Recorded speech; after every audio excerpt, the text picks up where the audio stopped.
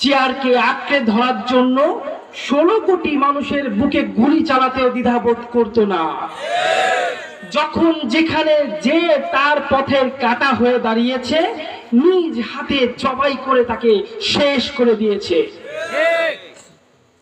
অত্যন্ত ব্যথা ভরা হৃদয়ে বলতে হচ্ছে, 16 কোটি মুসলমানের রাষ্ট্রে আমরা 16 কোটি মুসলমানই সংখ্যালঘু, 18 কোটি মুসলমানই সংখ্যালঘু। আজ পর্যন্ত জেলখানায় কোনো হিন্দু গুরুদেব গেছে শুনছেন নাকি? কোনো খ্রিস্টান পাদ্রী গেছে শুনছেন নাকি? গেছে কারা? আমরা আলেমরা। গেছে কারা? কারণটা কি? কারণ একটাই, আমরা সত্য কথা মুখের উপর টাস টাস করে বলে দিই। আমরা হকের কথা বলি, আর আমরা হকের কথা বলি বিধায় তাদের বড় বড় বোতল খাওয়াটা বন্ধ হয়ে যায়, মেয়ে নিয়ে রাত্রি যাপন করা বন্ধ হয়ে যায়, দুর্নীতি করা বন্ধ হয়ে যায়। এই জন্যই তো আমাদের মুখে তালা মারা, আমাদেরকে হত্যা করা, আমাদেরকে গুম করা, এটাই ছিল তাদের প্রধান টার্গেট। ঠিক কিনা মুসলমান? মহান আল্লাহ তাআলার রহমতে এই শয়তান আমাদের ঘাড় থেকে পালিয়ে এখন আমার ঘাড়ে গিয়ে উঠছে, আপনাদের ঘাড় থেকে পালিয়ে আমার ঘাড়ে গিয়ে উঠছে। ঠিক কিনা? আমরা বাবা ভয়ে আছি। নরেন্দ্র মোদী আর হাসিনা দুজন মিলে দেখা গেল কবে বলে দিল কিরাসিন তেল নাই তো কি হয়েছে, সয়াবিন তেল নাই তো কি হয়েছে, গরুর মুদ দিয়ে রান্না করে খাও। আপনাকে দেশে কইছে না? বেগুনি নাই তো কুমড়ো দিয়ে বেগুনি বানাও, কইছে না? গোস্ত নাই কাঁঠাল দিয়ে বার্গার বানাও, কইছে না? একটা দেশের প্রধানমন্ত্রী এমন হয় নাকি? হ্যাঁ, আল্লাহ তাআলা আমাদের হেফাজত করুন। কিয়ামতের মাঠে আমরা যারা উম্মতে মুহাম্মাদি আছি, আমাদের মধ্যে সব থেকে যারা নিকৃষ্ট গুনাহগার, যাদের জন্য জাহান্নাম ওয়াজিব হয়ে গিয়েছে, যখন আল্লাহ তাআলার পক্ষ থেকে হুকুম দেওয়া হবে যাও তোমরা জাহান্নামী, তোমরা জাহান্নামে চলে যাও, তখন ফেরেশতারা বড় বড় রশি নিয়ে শিকল নিয়ে ছুটে আসবে সেই সব উম্মতি মুহাম্মাদিকে গ্রেফতার করার জন্য। সাথে সাথে আল্লাহ বলবেন, এই স্টপ, হাতে হাত করা পরাবা না, মাজায় দড়ি পরাবা না। হতে পারে সে গুনাহগার, কিন্তু সে আমার বন্ধুর উম্মত, তার একটা সম্মান আছে, তাই তাকে সসম্মানে জাহান্নামে নিয়ে যাও। অথচ এই দেশে আমরা দেখেছি আলেম ওলামা, হকপন্থী আলেম ওলামা যারা সরাসরি রাসূলের উত্তরসূরি, তাদের হাতে হাত করা, মাজায় দড়ি দিয়ে ধাক্কা দিতে দিতে জেলখানায় নিয়ে যাওয়া হয়েছে। পরিমণি, পাপিয়া, এদের মতো নষ্ট মহিলাদেরকে জেলখানায় নেওয়া হয়েছে, হাতে হাত করা থাকে না, মাজায় দড়ি থাকে না, আলেমদের মাজায় দড়ি দিয়ে টেনে হেঁচড়ে ওই জেলখানায় নেওয়ার স্পর্ধা তোমাদেরকে কে দিয়েছিল? তোমাদের দাফন, তোমাদের কাফন, তোমাদের কবর এই দেশের মাটিতে হবে না। স্মরণ করুন, আজ থেকে 14 বছর আগের কথা। একজন আল্লামা বলেছিলেন, এমন একটা সময় আসবে তোমাদের স্থান এই মাটিতে হবে না, পালায় গিয়ে দিল্লির কোলে গিয়ে উঠবা। ঠিক কিনা? চিনেছেন সেই আল্লামাকে? এখন তো বলতে আর ভয় নাই। কে তিনি? কোরআনের পাখি আজ দিয়ে গেল ফাঁকি, ফিরে আর আসবে না যতবার ডাকি। কোরআনের পাখি আজ দিয়ে গেল ফাঁকি, ফিরে আর আসবে না যতবার ডাকি। সুমধুর কণ্ঠে গাইবে না গান, করবে না কোনো দিন মানবিমান।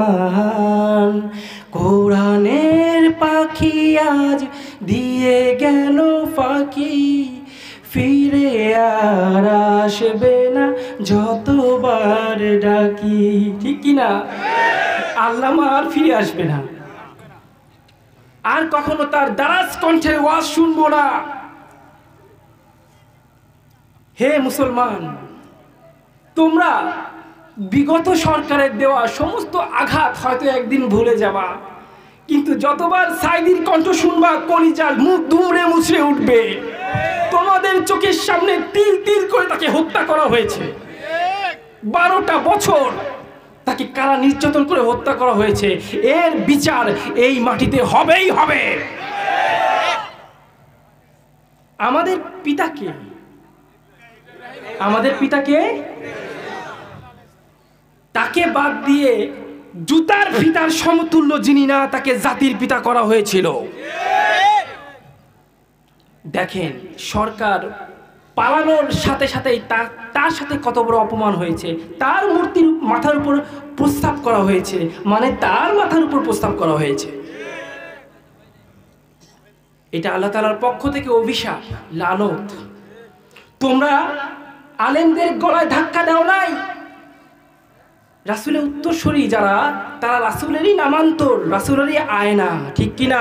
তোমরা রাসূলের গায়ে ধাক্কা দিয়েছো, তোমরা রাসূলের হাতে হাত করা পরিয়েছো, তোমরা রাসূলকে গলা ধাক্কা দিয়ে দিয়ে জেলখানায় নিয়ে হত্যা করেছো।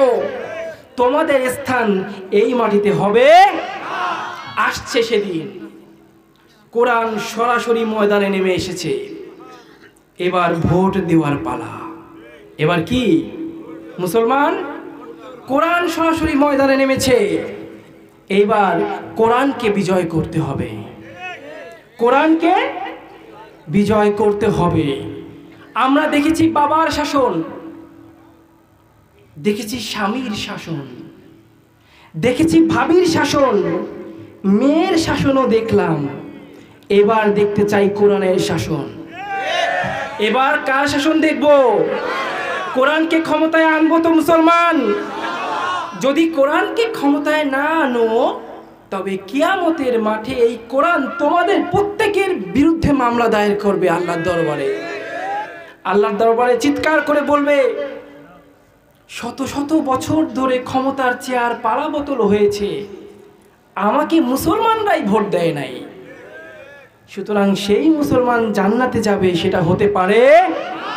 তাই জান্নাতে যেতে হলে এইবার কোরআনকে ভোট দিতে হবে। কোরআনকে একবার ভোট দিয়ে দেখো, দুর্নীতি, অনিয়ম, চুরি, রাহাজানি, শেষরামি, যত রকম নষ্টামি সব যদি বন্ধ না হয়, নিজের নাম পাল্টে ফেলাবো। এইবার কোরআনকে ক্ষমতায় আনতেই হবে। রাজি আছো মুসলমান? কে কে কোরআনকে ভোট দিবা হাত তুলে দেখাও। আলহামদুলিল্লাহ।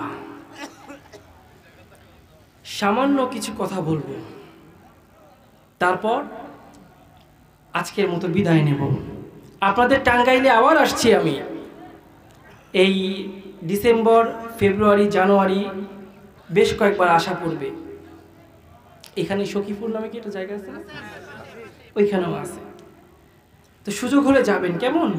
আর একটা কথা বলি, ওই যে আপনি শুনেছেন হয়তো 10 বছর বয়সে মুসলিম হয়েছি। মুসলিম হওয়ার পর থেকে একের পর এক টর্চার আমার উপর হয়েছে। অবশেষে যখন আমার ভারতীয় হিন্দু পরিবার আমাকে ধরতে পারলো না, তখন আমাকে কুফরি বান মারলো। এটা কি বিশ্বাস করেন? রাসূলকেও মারা হয়েছিল না? আমাকে সেই বান মেরে চরম পর্যায়ে নির্যাতন করা হয়েছে। আমার যদি সময় থাকে আমি বলবো, শুনবেন ইনশাআল্লাহ। তার ফলে কি হলো, আমি না কথা বলতে পারতাম না। এই যে কথাটা বলতেছি অনেক কষ্ট হচ্ছে, উচ্চারণ হয় না ঠিক মতো, অনেক সময় কথা আটকে যায়, মুখ থেকে মাঝে মধ্যে রক্তও বের হয়ে আসতো। এখনো আপনাদের দোয়ায় বেঁচে আছি আলহামদুলিল্লাহ। শেষ পর্যন্ত থাকবেন। যদি ভুল হয়, ত্রুটি হয়, ক্ষমা করে দিবেন তো ইনশাল্লাহ। কে কে চলে যাবেন হাত তুলে দেখান।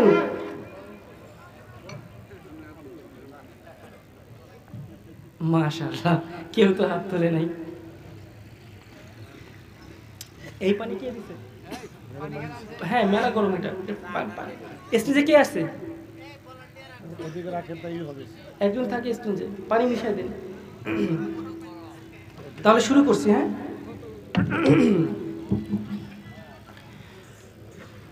ইন্নাল হামদালিল্লাহ আলহামদুলিল্লাহি নাহমাদুহু ওয়া নাস্তাঈনুহু ওয়া নাস্তাগফিরুহু